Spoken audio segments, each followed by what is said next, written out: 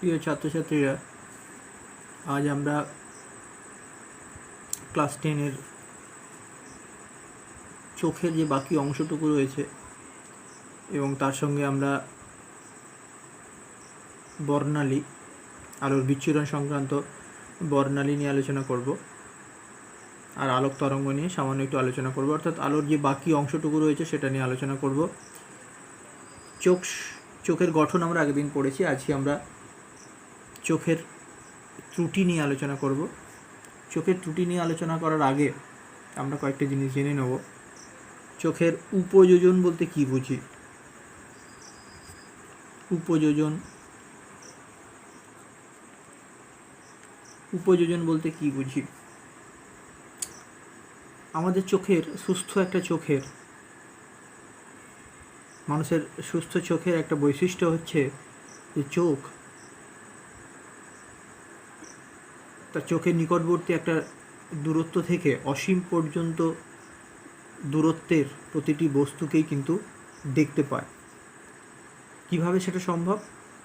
যদি আমরা দূরের দিকে চোখটাকে ফোকাস করি এবং আস্তে আস্তে আমরা যদি চোখটাকে সামনের দিকে এগিয়ে আনি, চোখের দৃষ্টিটাকে আমরা যদি আগের দিকে এগিয়ে আনি, আমরা দেখতে পাবো যে ওই অসীম দূরত্ব থেকে নিকটবর্তী একটি দূরত্বের প্রতিটি বস্তুকে আমরা দেখতে সক্ষম হচ্ছি।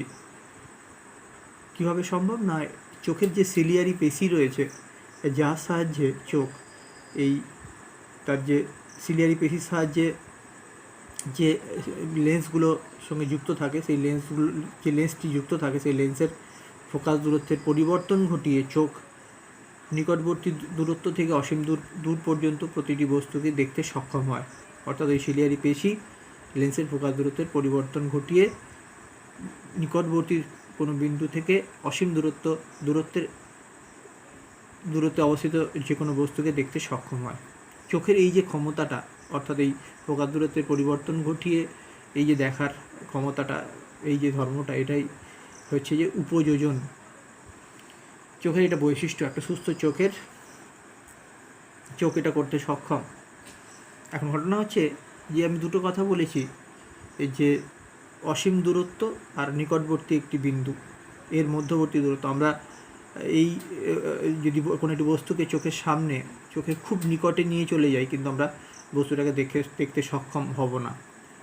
চোখের নিকট বিন্দু বলে একটি জায়গা রয়েছে, যে বিন্দুতে কোনো বস্তু থাকলে আমরা সহজেই স্বচ্ছন্দভাবে সেই দূরত্বে অবস্থিত বস্তুকে দেখতে সক্ষম হই। সেই নিকটবর্তী যে বিন্দু, তাকে বলা হয় নিকট বিন্দু। সাধারণত সুস্থ চোখের নিকট বিন্দুর দূরত্ব হচ্ছে নিকট বিন্দু। সাধারণত সুস্থ চোখের নিকট বিন্দুর দূরত্ব হচ্ছে 25 সেন্টিমিটার। আর চোখের কোনো বিকৃতি না ঘটিয়ে একদম শ্রান্তভাবে আমরা যদি দূরের দিকে তাকাই, তা যত দূর পর্যন্ত আমরা কোনো একটা বস্তুকে স্পষ্টভাবে দেখতে পাবো, সুস্থ চোখের ক্ষেত্রে অবশ্যই সেই বিন্দুটাকে বলা হয় দূরবিন্দু। সাধারণত এই দূরবিন্দু হচ্ছে অসীম দূরত্ব পর্যন্ত বিস্তৃত। অসীম দূরত্ব।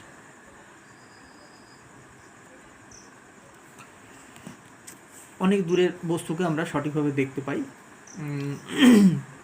চোখের মধ্যে চোখটাকে কোনো বিকৃত না করে।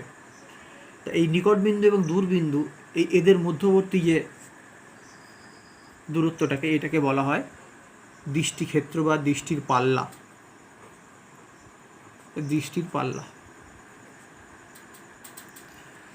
বা দৃষ্টিক্ষেত্র বলা হয়।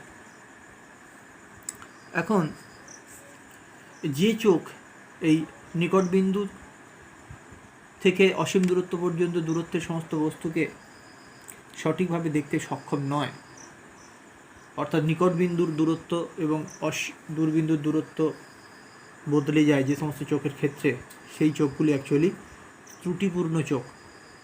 আর সহজ করে যদি বলা হয়, তাহলে স্পেসিফিক্যালি যদি আমরা বলতে চাই, প্রথম যে চোখের যে ত্রুটিপূর্ণ বিষয়টা আলোচনা করব, সেটা হচ্ছে স্বল্প স্বল্প দৃষ্টি বা হ্রস্ব দৃষ্টি।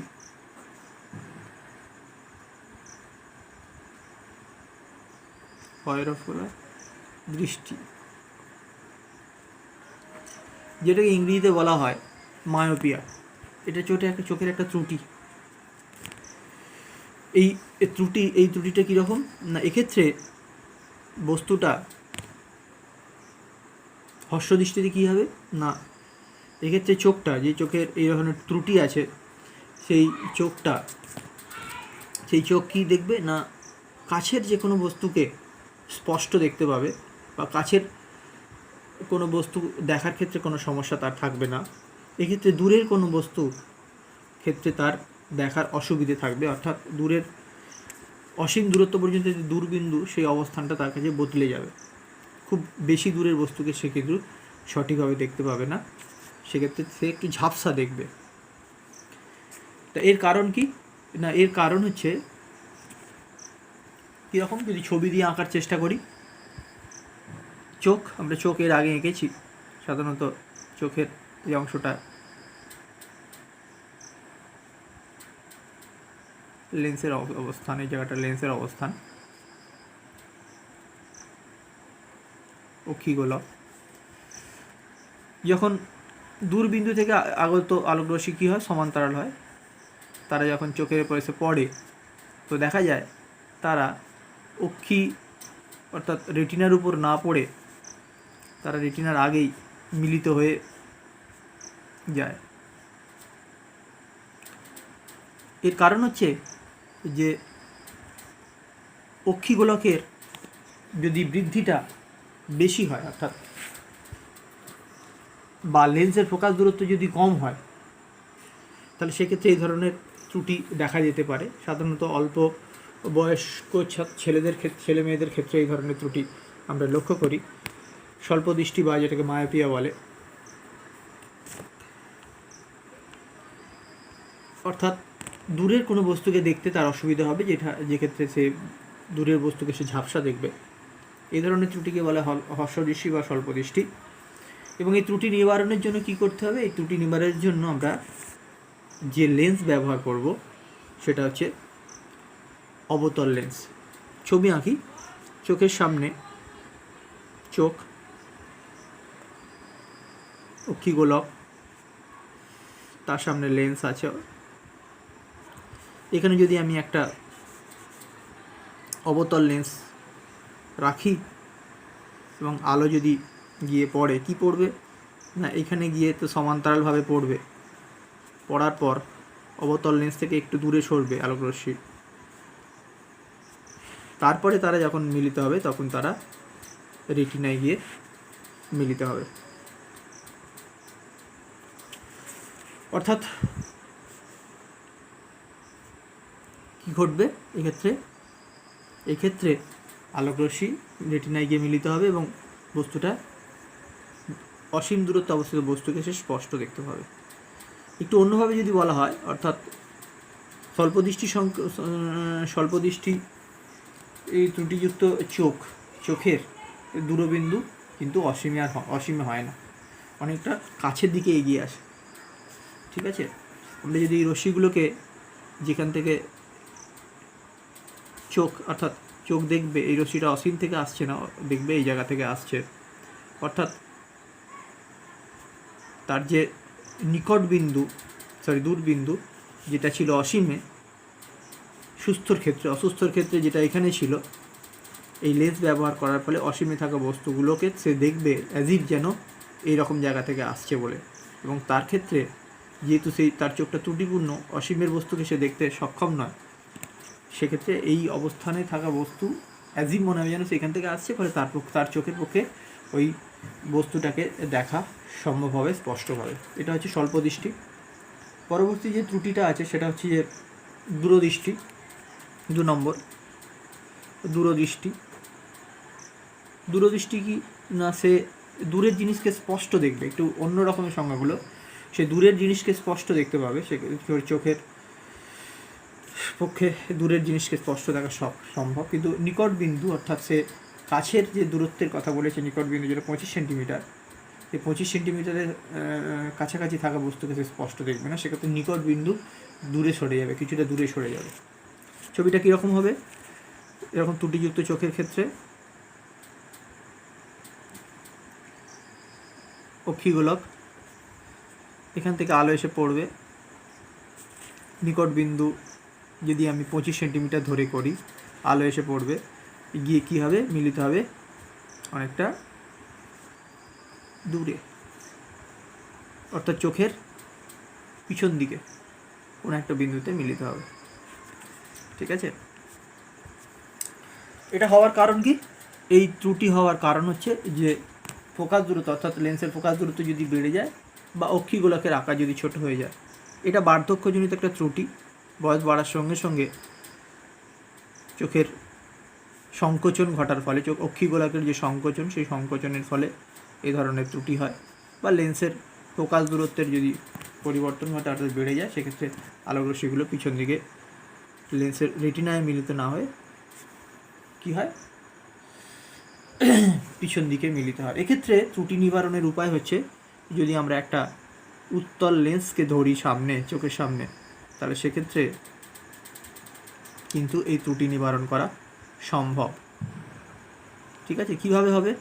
উত্তল লেন্স থেকে আলো এসে পড়বে, সরি আঁকাটা ভুল হচ্ছে, এখান থেকে তো অপসারী আলো রশ্মি যাবে, গিয়ে পড়বে, পড়ার পর বাঁকবে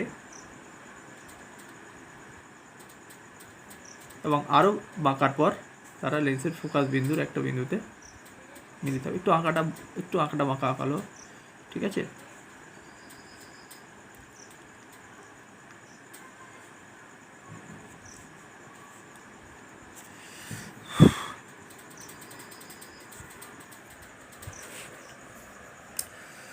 তো এক্ষেত্রে তার নিকট বিন্দু এটা ছিল, যেখানে থাকা বস্তুকে স্পষ্ট দেখতে পাচ্ছিল না। উত্তল লেন্স দেওয়ার ফলে নিকট বিন্দুটা অ্যাকচুয়ালি সে দেখবে চোখটা, আলোটা যেন অ্যাজিভ এইরকম জায়গা থেকে যাচ্ছে, অর্থাৎ এটাকে যদি পিছন দিকে বাড়াই, এই যে বেঁকে গেছে, অ্যাজিভ সে যেন দেখবে আলোটা এরকম জায়গা থেকে যাচ্ছে। এটাকে যদি বর্ধিত করি পিছন দিকে, তাহলে সে অ্যাজিভ দেখবে এই যে চোখটা যেন, এই আলোটা যেন এরকম জায়গা থেকে যাচ্ছে, অর্থাৎ এটা অরিজিনাল নিকট বিন্দু।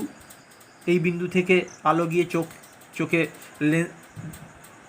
চোখের লেন্স দ্বারা প্রতিষ্ঠিত হয়ে আলো মিলিত হচ্ছিল না, উত্তল লেন্স দেওয়ার ফলে মিলিত হচ্ছে, এবং সে মনে করবে যে রশ্মিটা আসছে এরকম বিন্দু থেকে, অর্থাৎ তার নিকট বিন্দুর পরিবর্তন, চোখের ত্রুটি থাকার জন্য নিকট বিন্দুর পরিবর্তন হয়ে ও বিন্দুতে গিয়েছিল। সে এই উত্তল লেন্স ব্যবহার করার পরে সে অনুভব করবে বা সে লক্ষ্য করবে যে আলোক রশ্মিটা ও থেকে না আসে, ও ড্যাশ বিন্দু থেকে আসছে। এইভাবে কিন্তু আমরা দূরদৃষ্টি সম্পন্ন, যার ইংরেজিতে হচ্ছে হাইপার মেট্রোপিয়া, সেই ত্রুটিটা নিবারণ করতে পারবো।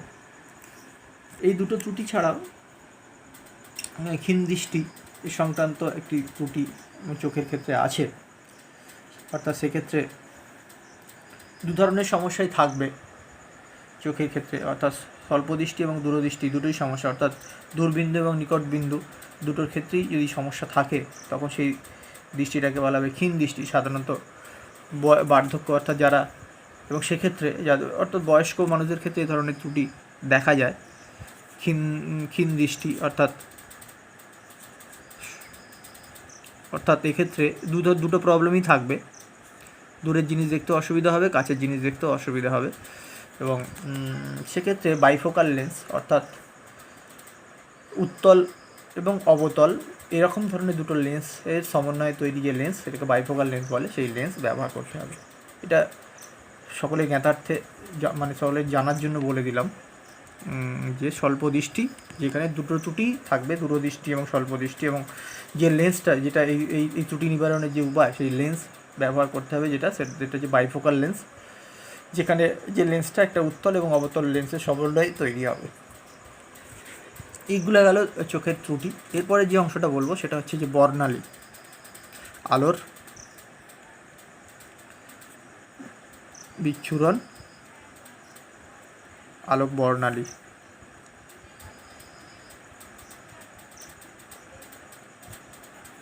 আলোর বর্ণালী। আলোর বিচ্ছুরণ কি আমরা সাধারণত দেখে থাকি, বা আমরা কতগুলো প্রাকৃতিক ঘটনার কথা বলতে পারি। যেমন বর্ষাকালে আমরা রামধনু দেখেছি, যেখানে আমরা 7টি বর্ণের সমাহার দেখে থাকি। এই ঘটনাটা কিন্তু আলোর বিচ্ছুরণের ঘটনা।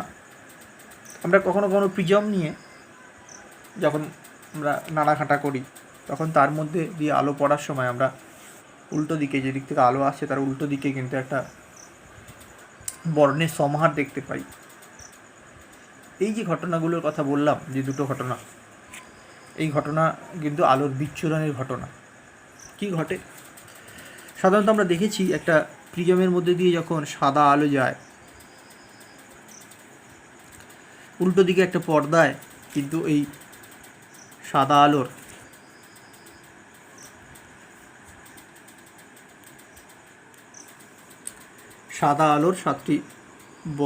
সাদা আলো ভেঙে গিয়ে 7টি বর্ণে বিয়োজিত হয়ে 7টি বর্ণ, 1 2 3 4 5 6 7টি বর্ণ, যেটাকে আমরা বেনি আসহ কলা বলি। বে, নি, আ, স, ও, কলা। অর্থাৎ বেগুনি, নীল, আসমান, হলুদ, কমলা আর লাল, এই 7টা বর্ণে ভেঙে যায় সাদা আলো।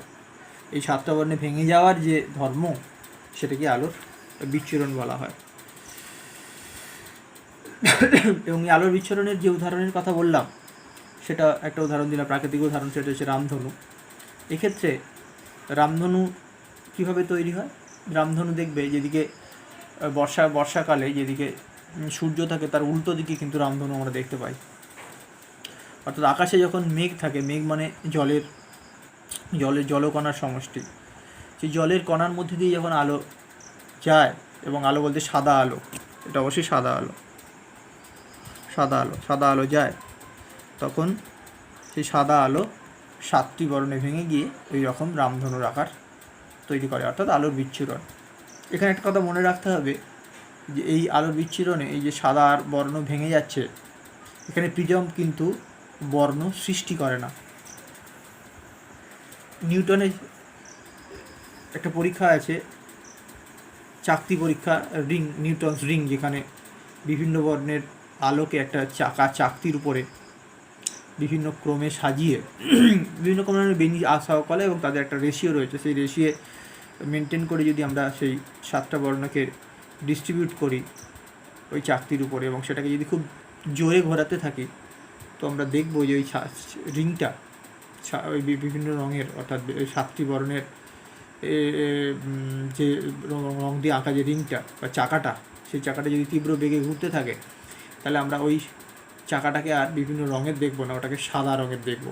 এর কারণ হচ্ছে ওই 7টি বর্ণ আমাদের চোখে যখন আসবে, এবং অবশ্যই সেটা একটা দৃষ্টি নির্বন্ধ বলে কথা আছে, অর্থাৎ প্রতিটা বর্ণকেই 10 সেকেন্ডের মধ্যে চোখের এসে পড়তে হবে, পড়লে ওই 7টা বর্ণ মিলে একটা সাদা বর্ণ তৈরি করবে। তো সেটা থেকেই আমরা বলতে চাইছি যে সাদা আলো 7টা বর্ণের সমষ্টি। প্রিজম বর্ণ তৈরি করে না, সাদা আলোকে ভেঙে 7টি বর্ণ তৈরি করে, 7টি বর্ণে বিশ্লেষিত করে। তাই এটা হচ্ছে, অর্থাৎ সাদা আলো হচ্ছে যৌগিক প্রকৃতির। আমরা যদি আর একটা পরীক্ষা করে দেখি, যেমন এই যে একটা দর্পণ আঁকলাম, প্রিজম আঁকলাম, যেখানে সাদা আলো কি হলো, 7টা বর্ণে ভেঙে গেল। আমি দুটো আলো দিয়ে বোঝাতে চাইছি, সাদা আলো 7টা বর্ণে ভেঙে গেল, এই গেল। আমরা যদি উল্টো দিকে আর একটা প্রিজমকে, একই রকম প্রিজম কোণযুক্ত প্রিজমকে যদি উল্টো দিকে সমান্তরালভাবে রাখি, এবং তার উপরে যখন ওই 7টা বর্ণের আলো এসে পড়বে, একটু বাঁকা হয়ে গেল, তখন তারা এখানে কিন্তু সাদা আলো হিসেবেই মিলিত হবে। অর্থাৎ এখানে সাদা আলো, এখানে হচ্ছে ভায়োলেট, এটা হচ্ছে রেড, এটা ভায়োলেট গেল ভি, এটা আর, তারা আবার মিলিত হয়ে কী হলো, সাদা হয়ে গেল। অর্থাৎ সাদা আলো, 7টা বর্ণের সমষ্টি যৌগিক আলো, তারা আবার পুনরায় মিলিত হয়ে কিন্তু সাদা বর্ণ তৈরি করলো। ঠিক আছে, তো সাদা আলো হচ্ছে সেই জন্যই যৌগিক আলো। তাই এই বর্ণালী এটা প্রাকৃতিক আলোর ধর্ম এবং প্রাকৃতিক ঘটনার সঙ্গে কত বললাম যে কতগুলো প্রাকৃতিক ঘটনা আমাদের কিন্তু এই বর্ণালী থেকে ব্যাখ্যা করতে পারি। রামধনুর কথা বললাম।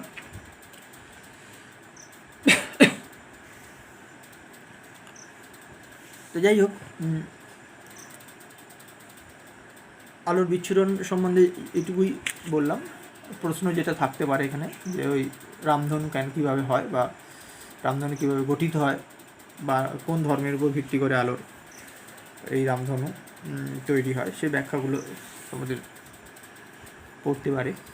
এই প্রসঙ্গে একটা কথা বলে রাখা দরকার, যখন যদি প্রিজমের মধ্যে যদি সাদা আলো গেলে এই ঘটনা ঘটে, কিন্তু যদি সাদা আলো একটা সমান্তরাল কাঁচ ফলকের উপর গিয়ে পড়ে, তাহলে সেক্ষেত্রে কি হবে?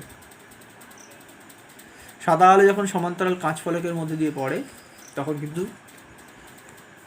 আলোর বিচ্ছুরণ ঘটে না।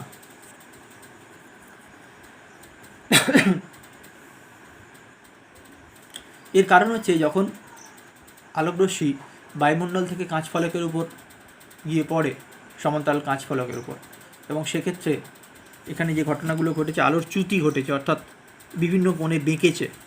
ঠিক আছে, আমরা প্রিজম নিয়ে যখন পড়েছি, এই বেঁকে যাওয়াটাকে আমরা আলোর চ্যুতি বলি। তা সাদা একটা সমান্তরাল কাঁচ ফলকের উপর গিয়ে যখন সাদা আলো গিয়ে পড়ে, তখন প্রথম তলে আলোর যে চ্যুতি ঘটে, দ্বিতীয় তল থেকে যখন তারা নির্গত হয়, তখন উল্টো দিকে একই রকম চ্যুতি ঘটে, আলোর বর্ণগুলো সংযোজিত হয়ে আবার কি হয়, আবার 7টা বর্ণে সমষ্টি হিসেবে নির্গত হয়। কখনো কখনো ব্যাখ্যাটা এইভাবে হয় যে আমরা প্রিজমটাকে যদি, এই সমান্তরাল কাঁচ ফলকটাকে যদি আমরা দুটো প্রিজমের সমষ্টি, অর্থাৎ মাঝামাঝি ভেঙে নিই, দুটো প্রিজমের সমষ্টি হিসেবে ধরি, তাহলে সেক্ষেত্রে কী হবে?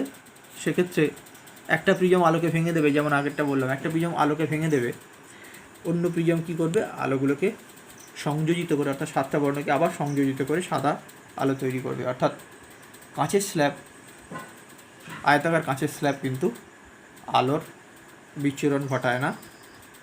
যেটা ঘটে যে একটা পার্শ্বীয় সরণ ঘটে, অর্থাৎ সাদা আলো যদি পড়ে তাহলে একটা পার্শ্বীয় সরণ ঘটে। ঠিক আছে, এটুকু মাথায় রাখতে হবে। অর্থাৎ এখান দিয়ে সাদা আলো পড়বে, এদিক থেকে সাদা আলো, এখানে ছবিটা অতটা সহজে আঁকছি না, মানে একটু অন্যভাবে আঁকলে ভালো হতো।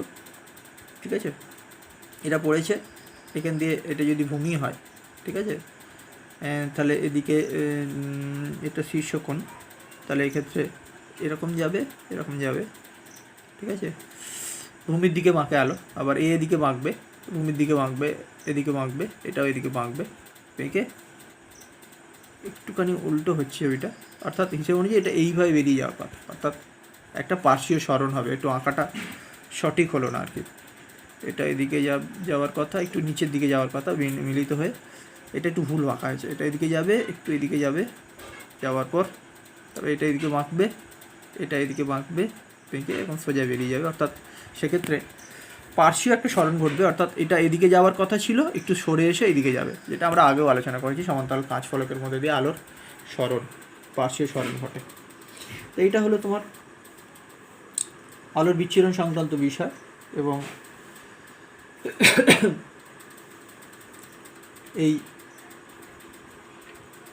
বিচ্ছুরণের ক্ষেত্রে কোন আলো কতটা চ্যুতি হবে সেটার সঙ্গে একটা সম্পর্ক আছে, তরঙ্গ দৈর্ঘ্যে একটা সম্পর্ক আছে, সেটা আমরা একটু আলোচনা করে নিই। সেটা হচ্ছে তোমার যে আমরা আগেই বলেছি মিউ ইজিক্যাল টু শূন্য মাধ্যমে আলোর বেগ বাই ওই মাধ্যমে আলোর বেগ। এই সাদা আলো ভেঙে যাওয়ার যে কারণটা, সেটা হচ্ছে যে বিভিন্ন মাধ্যমে, কোন একটি মাধ্যমে বিভিন্ন আলোক রশ্মির বিভিন্ন ধরনের বেগ হয়। এবং সেই বেগটা নির্ভর করে তার তরঙ্গ দৈর্ঘ্যের উপরে বা কম্পাঙ্কের উপরে বলা যেতে পারে। বিভিন্ন আলোক বর্ণের যে বেগ বিভিন্ন, সেই বিভিন্ন বেগের জন্য সেটা হচ্ছে কি, সেটা হচ্ছে শূন্য মাধ্যমে আলোর বেগ, সাদা আলোর বেগ, আর ভিটা হচ্ছে বিভিন্ন বর্ণের বেগ, যার ফলে ভিটা বিভিন্ন বর্ণের বেগ আলাদা হওয়ার ফলে এই মিউটা সবার ক্ষেত্রে আলাদা আলাদা হয়। লাল বেগ বেনি আসহ কলা, এই মিউটা আলাদা হওয়ার জন্য আমরা মিউয়ের যে ডেফিনেশান, অর্থাৎ যেখানে আমরা mu equal to sine i by sine r, যেখানে আমরা চ্যুতির কথা পড়েছি, প্রতিসরণজনিত চ্যুতি, সেই চ্যুতিগুলো আলাদা আলাদা হয় এবং চ্যুতিগুলো আলাদা আলাদা হওয়ার ফলে আলোগুলো বিভিন্ন কোণে বেঁকে যায়। এইটা হচ্ছে আলোর বিচ্ছুরণের যে কারণের জন্য আলো বিচ্ছুরণ ঘটে সেটার ব্যাখ্যা। আমরা চলে যাব পরের যে বিষয়, সেটা হচ্ছে আলোক তরঙ্গ। এখানে রশ্মি চিত্রগুলো দিতে হবে। আলোক তরঙ্গ, আচ্ছা আলোক তরঙ্গ আমরা পরের পেজে চলে যাই। আলোক তরঙ্গের সাদা আলোক নিয়ে আলোচনা করছিলাম। তা আমরা সাধারণত বেশিরভাগ ক্ষেত্রে যেটুকু জানি, দৃশ্যমান আলো নিয়ে বেশিরভাগ ক্ষেত্রে আমরা জানি, দৃশ্যমান আলো, ঠিক কিনা? যেখানে ওই বেনি আসহ করার ব্যাপারটা রয়েছে, দৃশ্যমান আলো, আলোক তরঙ্গ এবং তার সেই সংক্রান্ত কতগুলো বিষয় আমরা আলোচনা করব।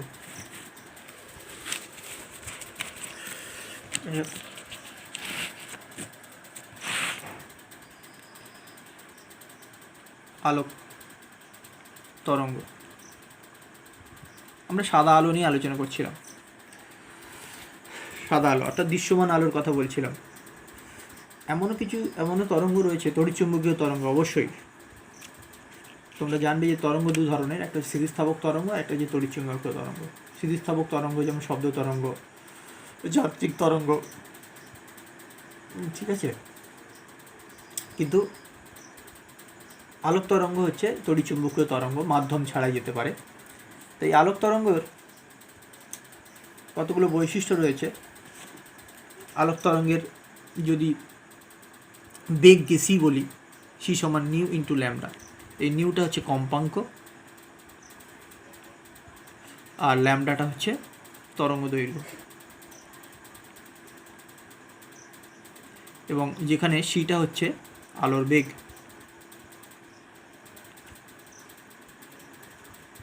বা এখানে আলোর বেগ না বলে তরঙ্গের বেগ বলাই ভালো।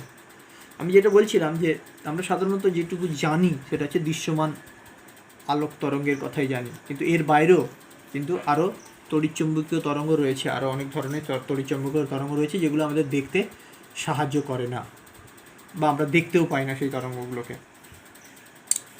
ঠিক আছে। আমরা ধরো কোনো বস্তুকে আমরা ধরো লাল দেখি, কারণ কি সেই বস্তুর উপর সাদা আলো পড়লে কি ঘটে না, সাদা আলো ছাড়া সাদা আলোর মধ্যে যে লাল বর্ণ আছে সেই বর্ণটা প্রতিফলিত হয়, বাকি বর্ণগুলো শোষিত হয়। তো সেই জন্য আমরা লাল দেখি। কোনো বস্তুকে নীল দেখি, নীল আলোটা প্রতিফলিত আমাদের চোখে আসে এবং বাকি তরঙ্গগুলো শোষিত হয়, সেই জন্য আমরা নীল দেখি। এখন ঘটনা হচ্ছে যে আলোক তরঙ্গের কথা বলছি, এখানে অ্যাকচুয়ালি তড়িৎচুম্বকীয় তরঙ্গের কথা বললে ভালো হতো। তো আলোক তরঙ্গ মানে দৃশ্যমান আলোক তরঙ্গ, দৃশ্যমান আলোক তরঙ্গ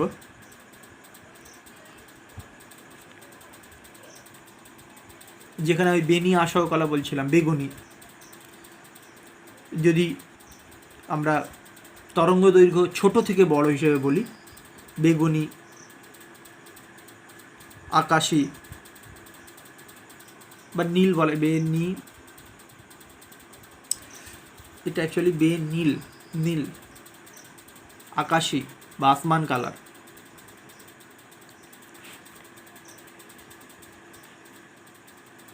সবুজ, হলুদ, কমলা, লাল। এটা হচ্ছে কি যদি কম্পাঙ্ক বেশি থেকে কমের দিকে করি বা তরঙ্গ দৈর্ঘ্য কম থেকে বেশির দিকে করি। একটা জিনিস দেখো, এই যে সি সমান নিউ ল্যামডা, তরঙ্গ দৈর্ঘ্য যদি বাড়ে কম্পাঙ্ক কমবে, একদম এই সম্পর্ক। তাহলে তরঙ্গ দৈর্ঘ্য যদি বেগুনি তরঙ্গ দৈর্ঘ্য ছোট, কম্পাঙ্ক বেশি, তাহলে তরঙ্গ দৈর্ঘ্য ছোট থেকে এটা বড় দিকে গেল।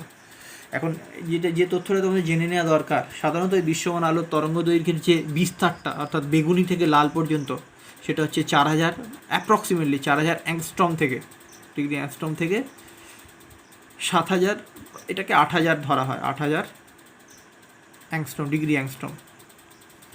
ঠিক আছে, এই তরঙ্গ দৈর্ঘ্যের যে এই তরঙ্গ দৈর্ঘ্যের মধ্যে যে সমস্ত তড়িৎচুম্বকীয় তরঙ্গ থাকে সেগুলো হচ্ছে দৃশ্যমান আলোক তরঙ্গ। এর বাইরেও কিন্তু আছে যেগুলো একটু জেনে নেওয়া দরকার, যেমন গামা রশ্মি। আমরা যদি এই জায়গাটাকে দৃশ্যমান বলি, এরকম একটা যদি স্পেকট্রাম আঁকার চেষ্টা করি, ঠিক আছে, এটা দৃশ্যমান, এই অংশটা দৃশ্যমান, অর্থাৎ এটা যদি 4000 ধরি, 4000 অ্যাংস্ট্রম, আর এই জায়গাটা হচ্ছে 8000 অ্যাংস্ট্রম যদি ধরি। দৃশ্যমানের থেকে যদি আমরা তরঙ্গ দৈর্ঘ্য বাড়ার দিকে যাই, এইদিকে কমা, তরঙ্গ দৈর্ঘ্য কমার দিকে, এরপরে তাহলে গামা হবে, গামা রশ্মি, সরি, দৃশ্যমান থেকে যদি আমরা এদিকে যাই, দৃশ্যমানের পর মানে সর্বোচ্চ গামা, দৃশ্যমানের পর থেকে যখন এটা হচ্ছে অতি বেগুনি রশ্মি, অ্যাকচুয়ালি অতি বেগুনি, বেশির দিকে যাচ্ছি, অতি বেগুনি, অতি বেগুনি রশ্মি। তারপরে যেটা যাব সেটা হচ্ছে এক্স রে, এক্স রে তোমরা জানো। তারপরে আরও নিচে যেটা যাব গামা রে, গামা রে। তারপরে মহাজাগতিক রশ্মি, ওই এক্স গামা রে বা মহাজাগতিক রশ্মি, মহাজাগতিক রশ্মি। ঠিক আছে, এই এক্স রে, এখানটা মহাজাগতিক।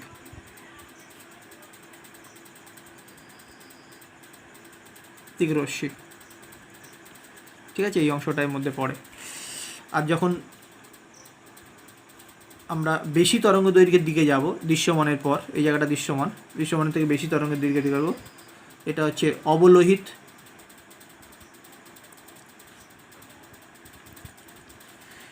মাইক্রোওয়েভ, তোমরা মাইক্রোওয়েভ জানো, শুনেছ,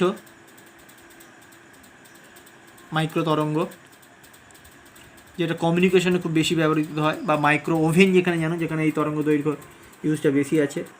ঠিক আছে, মাইক্রোওয়েভ। তারপরে আছে রেডিও ওয়েভ, রেডিও। তারপরে একটা রয়েছে লং ওয়েভ। রেডিও তোমরা জানো, রেডিও তরঙ্গ। আর লং ওয়েভ হচ্ছে যেগুলো সাধারণত র্যাডার কমিউনিকেশনে ব্যবহার করে, লং ওয়েভ। এই জায়গা পেলাম না, এইটা হচ্ছে, এটাকে বলা হয় স্পেকট্রাম, তড়িৎচুম্বকীয় স্পেকট্রাম। এখানে অবলোহিত খুব ছোট্ট একটা অঞ্চলের মধ্যে অবস্থান করে, বাদ বাকি কিন্তু আরও অনেক তরঙ্গ রয়েছে যেগুলোকে আমরা দেখতেও পাই না বা দেখতে সহযোগিতা করে না, কিন্তু তাদের কাজ প্রচুর। ঠিক আছে, ধরো এক্স রের কথা যদি বলি, এক্স রে কিন্তু আমাদের প্রয়োজনীয় অতি বেগুনি রশ্মি, আলট্রাভায়োলেট। ঠিক আছে, যেগুলো আসছে আমাদের মহাশূন্য অতি বেগুনি রশ্মির প্রভাব, যেগুলো আমরা বলি অবলোহিত, ইনফ্রারেড। তোমরা ইনফ্রারেড এখন যেটা চলছে, ইনফ্রারেড টেম্পারেচার মেজারমেন্টের জন্য যে থার্মাল গান, সেটা ইনফ্রারেড গান, অর্থাৎ ওখান থেকে ইনফ্রারেড লাইট গিয়ে ওই মানুষের শরীরে গিয়ে পড়বে, সেখান থেকে রিফ্লেকশান নেই, সেই রিফ্লেকশান থেকে ও ডিটেক্ট করতে পারবে ওর টেম্পারেচার আছে কি না, সেই অবলোহিত। মাইক্রোওয়েভ মানে কমিউনিকেশনের জন্য, মাইক্রো তরঙ্গ কমিউনিকেশনের জন্য, র্যাডার মানে actually satellite communication, mobile communication প্রচলিত, একটা খুব বহুল প্রচলিত। রেডিও তরঙ্গ তোমরা জানো, রেডিও ক্ষেত্রে ব্যবহৃত হয়। আর লং ওয়েভ র্যাডার কমিউনিকেশনের জন্য ব্যবহৃত হয়। তা এগুলোর তরঙ্গ দৈর্ঘ্যগুলো আমি আলাদা করে বলছি না, মোটামুটি এগুলো তরঙ্গ দৈর্ঘ্যগুলো কমতে থাকবে। অতি বেগুনি রশ্মির সাধারণত 100 থেকে, অ্যাংস্ট্রমে লিখছি, 100 থেকে 4000 যেটা শুরু হয়েছে। আচ্ছা, এক্স রে হচ্ছে তোমার 0.1 অ্যাংস্ট্রম থেকে ওই 100 পর্যন্ত যেটা রয়েছে, 100। ঠিক আছে, এই যে 100 যেটা লিখলাম, এটা না লিখলেও হয়। আর এদিকে থাকছে তোমার গামারে হচ্ছে তার থেকেও কম, আর 0.1 অ্যাংস্ট্রমের নিচে গামারে। আচ্ছা, অবলোহিত কী হচ্ছে, 8000 থেকে তোমার যেটা হবে, 8000 থেকে আরও তরঙ্গ দৈর্ঘ্য অনেক বেশি, 10⁷ অ্যাংস্ট্রম। মাইক্রোওয়েভ 10⁷ থেকে 10⁻11 অ্যাংস্ট্রম। আর এটা গ্রেটার দ্যান 10⁻11 রেডিওটা। ঠিক আছে, লং ওয়েভ আরও বড়, 10⁻13 বা তার থেকে আরও বেশি অর্ডারের। এগুলো তরঙ্গ দৈর্ঘ্যের আকারে বললাম, তোমরা বইটা একটু দেখে নেবে। ঠিক আছে, এই তরঙ্গ দৈর্ঘ্যগুলো এই ছোটো ছোটো প্রশ্ন এখান থেকে আসতে পারে। এটা তড়িৎচুম্বকীয় তরঙ্গের স্পেকট্রাম বললাম। উঁচু ক্লাসে অর্থাৎ যখন হায়ার সেকেন্ডারি ক্লাসে গিয়ে পৌঁছবে তখন এর সম্বন্ধে আরও ডিটেলস জানতে পারবে।